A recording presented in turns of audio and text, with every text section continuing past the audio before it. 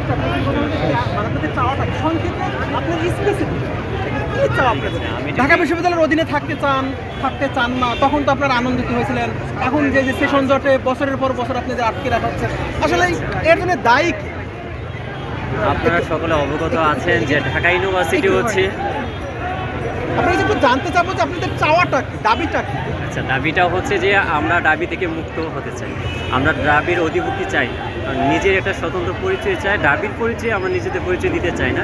কারণ হচ্ছে যে যখন আমাদেরকে অ্যাফিলিয়েটেড করা হলো তখন কিন্তু আমরা আনন্দিত ছিলাম। আপনি যে প্রশ্নটা করলেন, তখন আমরা মনে করেছিলাম দাবি যেহেতু দেশ সেরা প্রতিষ্ঠান, সেক্ষেত্রে অ্যাফিলিয়েটেড হলে আমরা হয়তো দাবির সমমান শিক্ষা পেতে পারি। সেজন্য হয়তো আমরা শুরুর দিকে আনন্দিত ছিলাম, পরবর্তীতে দেখলাম যে দাবি তো আমাদেরকে বিজনেস সেন্টার বানিয়ে রেখেছে। অর্থাৎ সে আমাদেরকে হিউজ পরিমাণে স্টুডেন্ট ভর্তি করাবে এবং সেখান থেকে মোটা একটা অঙ্কের মাইনে নিয়ে যাবে, কিন্তু সেই পরিমাণ শিক্ষা কিন্তু দাবি আমাদেরকে প্রোভাইড করে না।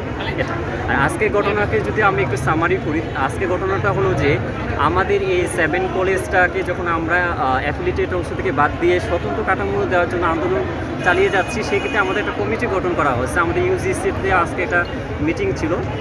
পরবর্তীতে আমাদের দাবি প্রভিসির সাথেও আমাদের একটা মিটিং ছিল। মিটিং বলতে উনি আমাদের ডেকেছেন, আমাদের প্রতিনিধি ওখানে গিয়েছেন, কিন্তু সমস্যাটা হলো আমরা যখন কয়েকজন মিলে গিয়ে